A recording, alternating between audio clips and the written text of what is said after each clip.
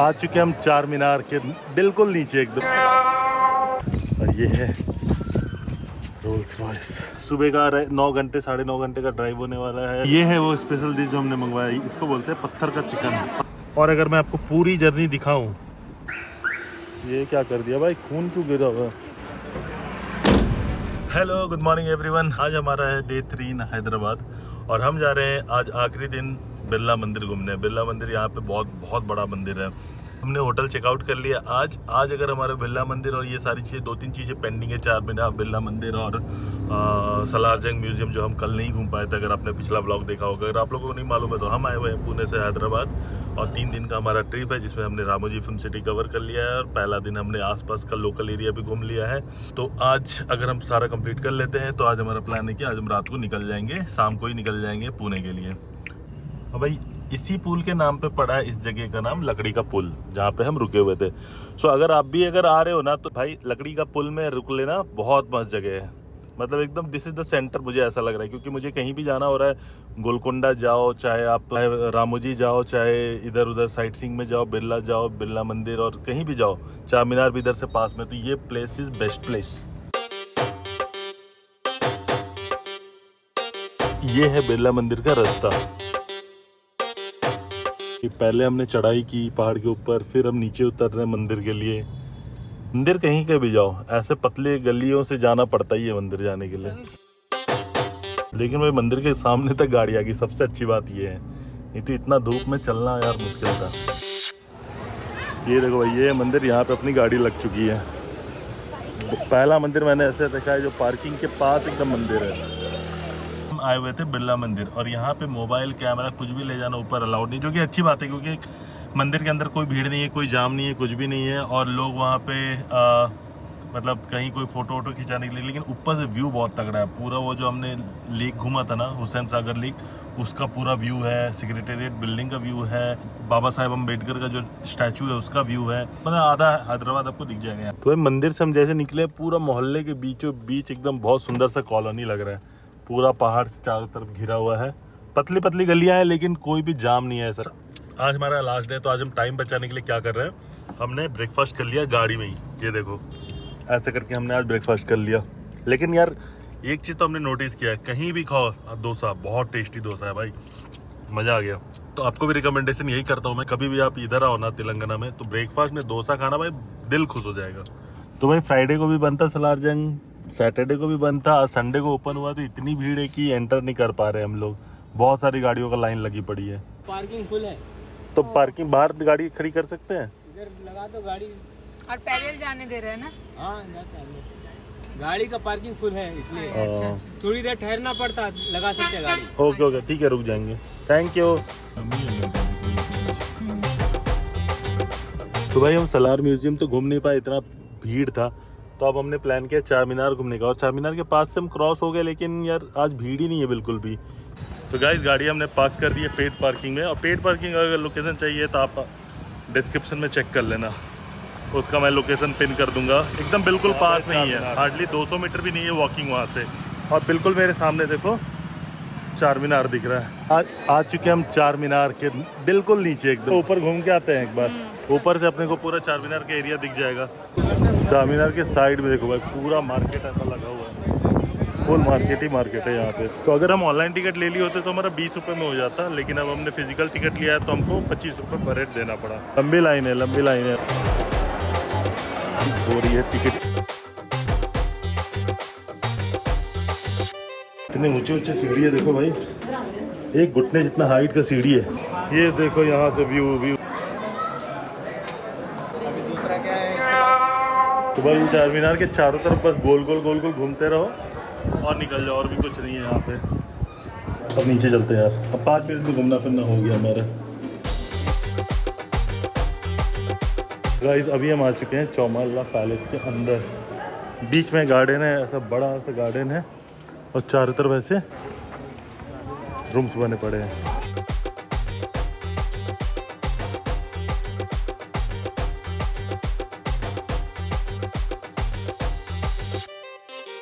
ओ भैया ये सब राजा साहब का फर्नीचर है। ड्रेसेस देखो भाई, राजा 8 साल का जो राजा था ना दिया, गोदरेज का चाहिए था ना, ये ले ले। कोई भी चोर चोरी करके ले जा पाएगा। तो भाई इतना बड़ा ये पैलेस है ना भाई, हालत ख़राब हो गई है घूमते घूमते। हम तो सारा बिल्डिंग घूम भी नहीं पा रहे हैं, एक ही बिल्डिंग घूमे हैं बस। रोल्स रॉयस देख ले, वही आशा है हमारी। ये देखो ये अफजल महल वगैरह, कोई महल वहल और नहीं जाएंगे, हालत ख़राब हो गई है। तो भाई तो इतनी मेहनत करने के बाद हम फाइनली पहुंच चुके हैं उस एरिया जिसका हमको इंतज़ार था, और ये है रोल्स रॉयस महाराजा साहब का। ये ग्लास का रिफ्लेक्शन की वजह से उतना अच्छे से दिख नहीं रहा है, लेकिन व्हील देखो, व्हील भी लकड़ी का ही है,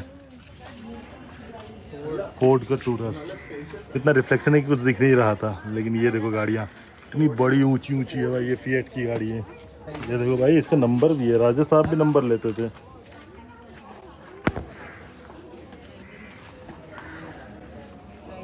These are the original real cars।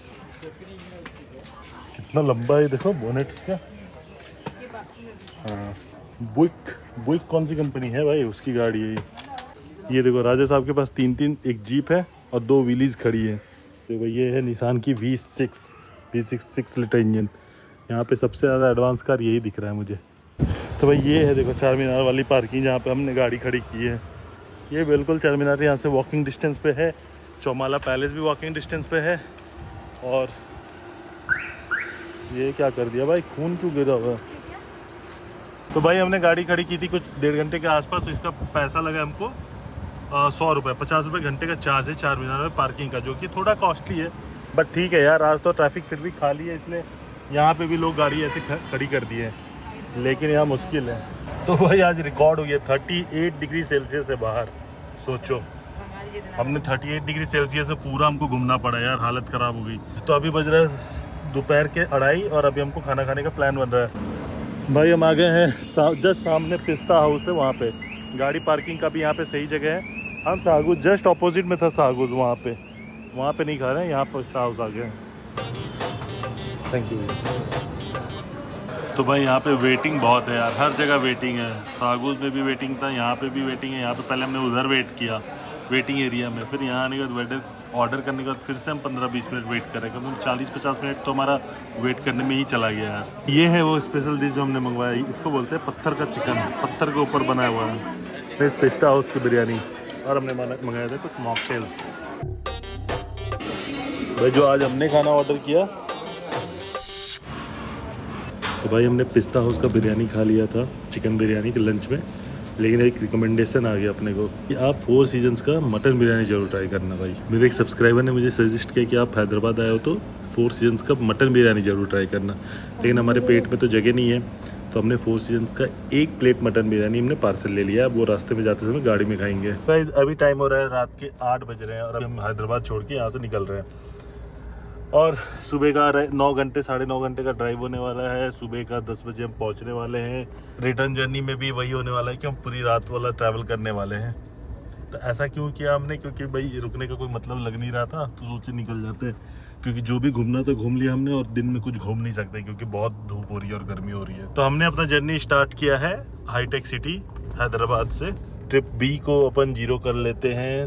तो पिछले 1 घंटे से हम ड्राइव कर रहे हैं कंटिन्यूअसली, और हैदराबाद का रिंग रोड छोड़ने के बाद ऐसा 4 लेन का रोड आता है, मतलब 2 लेन एक तरफ। तो ये रोड जो होता है, ये रोड में थोड़ा आपकी स्पीड स्लो हो जाती है क्योंकि इसमें ट्रक्स बहुत होते हैं, और रास्ता भी पिछला थोड़ा मतलब आप 15-20 किलोमीटर का रास्ता भी ख़राब होता है। उसके बाद अभी रोड बिल्कुल लेवल में, लेकिन थोड़ी बहुत भीड़ है। इसके बाद जो आएगा रास्ता वो बहुत ज़बरदस्त होगा, और ये जो सिटी वाला क्राउड है ना, वो निकल जाने से फिर गाड़ी अपनी स्पीड अच्छी मेंटेन कर पाती है। सो अभी तक तो जर्नी बहुत सही जा रहा है, गपशप करते हुए। नींद तो आ नहीं रही किसी को, हमने बहुत मजे किया। पुरानी चीज़ें जो भी हमने घूमा वो सारी चीज़ें हम रिकॉल कर रहे हैं। पेट्रोल भाई 2 डंडा बचा है। हमारा पेट्रोल लेने का प्लान है सीधा तेलंगाना क्रॉस करने के बाद, क्योंकि तेलंगाना का पेट्रोल का प्राइस है 107 पॉइंट समथिंग, और महाराष्ट्र और कर्नाटका का एक ही प्राइस है 103।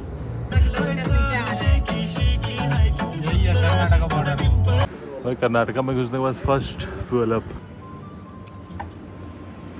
तो गाइस अभी रात के बज रहे हैं 10:16 और किलोमीटर हमने ट्रैवल कर लिया 156 किलोमीटर। अब हम ढूंढ रहे हैं कोई अच्छा सा रेस्टोरेंट जहाँ पे हम खाना खा सके। लेकिन भाई कर्नाटका में तो मुझे कोई ऐसा रेस्टोरेंट दिख नहीं रहा है। ये चीज़ महाराष्ट्र की अच्छी है भाई, लेकिन महाराष्ट्र में रेस्टोरेंट आपको इतने मस्त मस्त मिलते हैं ना हाईवे के ऊपर कि वो ढाबा लगता नहीं है, वो पूरा हाईफाई रेस्टोरेंट ही लगता है। और थोड़ी दूर चलने के बाद हमने लिया था एक छोटा सा ब्रेक, जहाँ पे हमने अपना डिनर कर लिया। और डिनर करने के बाद हमें बहुत जोर से नींद आने लगी, तो फिर हमने अपना ड्राइव कंटिन्यू ना करते हुए हमने एक स्टॉपेज ले लिया पेट्रोल पंप के पास। यहाँ पे हमने 3-4 घंटे रेस्ट किया। अब हम निकल जाते हैं आगे सुबह के अराउंड 5 बजे के अराउंड।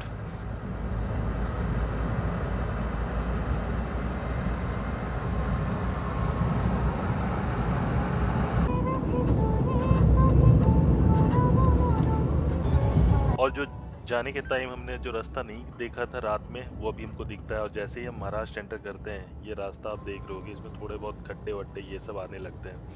तो महाराष्ट्र का road as compare to Telangana and Karnataka थोड़ा ख़राब है, बट इट्स मैनेजेबल।